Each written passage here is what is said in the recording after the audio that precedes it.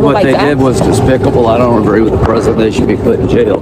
But I do believe what they did was despicable, and they need to explain themselves. He went too far, saying punishable by death? I think they went too far. Well, yeah, I think that's over the top. But the point you're missing here is you had 6 members of Congress openly encourage members of the military to disobey orders of this president without giving an example of order that is illegal. I think they're despicable. But he also endorsed a call to hang them, the members of Congress. I mean, what do you make of that? That's not the right answer. Is that too far? Yes. Okay, Republican Senator Lindsey Graham offering a little bit of pushback to President Trump's suggestion that some Democrats should be executed after accusing them of sedition. For telling them not to commit illegal acts. Yeah. Think about this. The president is suggesting that members of Congress should be hung because they're just telling American troops, don't commit illegal acts. Abu Ghraib, My Lai. We could go down the list of illegal actions that have been committed in war. And now we have a president that is suggesting that he's going to have them commit illegal acts in peace. Remember when he was on the plane and they asked him if he was going to send troops around the country? The Army, Air Force, Marines, Coast Guard around for crime control? That's illegal. And he said he didn't care what the court said. Well, here's the funny thing, Willie.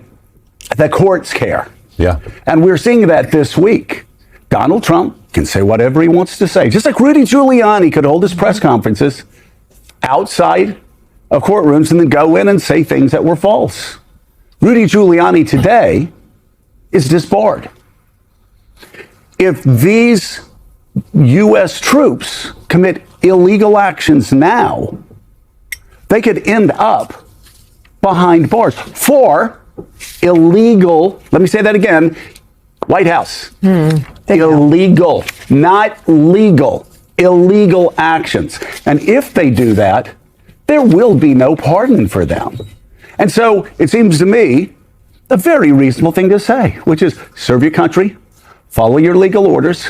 But if somebody tells you to go do crime control somewhere where you know that would be against the law, you can't commit illegal acts. It will come back. It will blow back on you for committing, let me say one more time, illegal acts. And it will be you, the service member, who pays the price for that, Yeah. not Donald Trump. So this was a group of Democrats, we'll dig into this, senators and congressmen and women, most of whom serve the country in some way. Concerned about their worried about what they've seen over this first 9-10 months of this administration, saying to members of the military, do not commit illegal acts, meaning you can defy an illegal order. It's within your rights to defy an illegal order. Now, the White House, Lindsey Graham kind of willfully pretending he didn't really understand what they said, that it was illegal. The White House now taking this as an issue, the president saying these are seditious acts by the Democrats, punishable by death, and even reposting something that said these members could be hanged for their crime. Yeah, and of course, if the president had not already said he was going to have service members commit illegal acts and the courts weren't going to do anything to stop him, that would be one thing. I want to bring in General Herdling here. General, this is black and white. This is as black and white as it can be. I know you understand this more than I ever will. But these issues came up in the Armed Services Committee. These issues came up during the Iraq War. These issues came up during Vietnam. You know about it all too well. If you commit an illegal act in uniform, then you're going to face consequences. So the fact that Donald Trump and press secretaries and Republicans are running around saying that Democrats could be hung for simply saying, you can't do Abu Ghraib. You can't do My Lai. You can't commit illegal acts. You don't follow illegal orders. I mean, it's stunning to me, especially with the history of what we learned growing up. I mean, how many times did people say after World War II, we were just following orders? Well, the message in America is don't follow illegal orders. And that's at the core, is it not, of the discipline and the duty that men and women in uniform that you have trained, that you have led? Isn't that at the core of their beliefs? It is absolutely at the core, Joe, and it begins the first day of basic training for soldiers, sailors, airmen, Marines, at whatever branch you're in. It becomes an element of the first thing you do as an officer when you join ROTC or go to West Point. I mean, I remember taking the oath to defend the Constitution, but also to take the obligation willingly without any mental reservation or purpose of evasion, and well and faithfully execute the duties of my office, which were, first of all, making sure the soldiers didn't do anything legal, but also to ensure that I didn't give any illegal orders. And Joe, you've mentioned a bunch of major incidents like My Lai or Abu Ghraib or several others. There's a movie out right now that I've seen, a great movie about Nuremberg. It was the basis for the criminal trial of most of the Germans after World War II, the German officer corps, because they did do illegal things, and their excuse was, I was just following orders of Hitler. Well, that's not an excuse. Sorry, you still did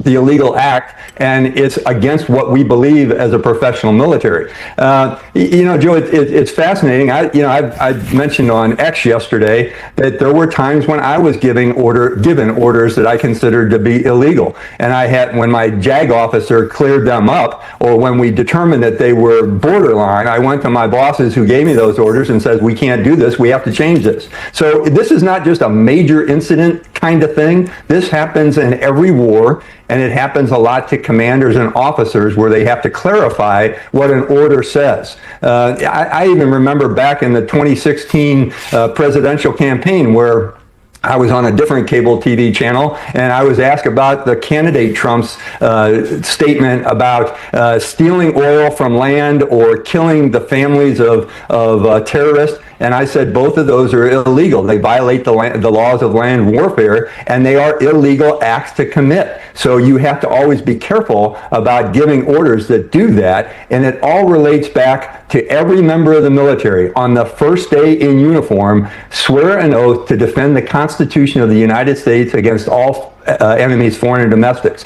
The enlisted personnel take it one step further in their oath. There are two different oaths. And they say, and I will obey the orders of the president and the orders of the officers appointed over me.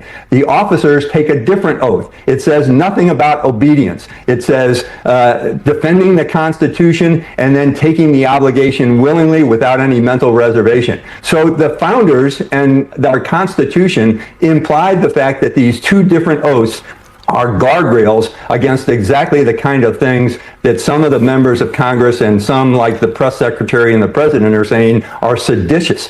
I'd add one more thing. It is especially troubling to me that Senator Graham is the one that's making a big fuss about this, because he's a lawyer. He was a JAG lawyer in the U.S. Air Force Reserve. He spent snippets of time with me in Iraq when I was there for longer deployments, and he was part of the legal team in the headquarters in Baghdad. So he should know better. He is an officer himself. Yeah, Lindsay knows better. I mean, that's what's so pathetic about it. It's sad. I know Lindsay, and I've known Lindsay for a long time. He's been a friend. But Lindsay knows better. These Republicans on Capitol Hill know better.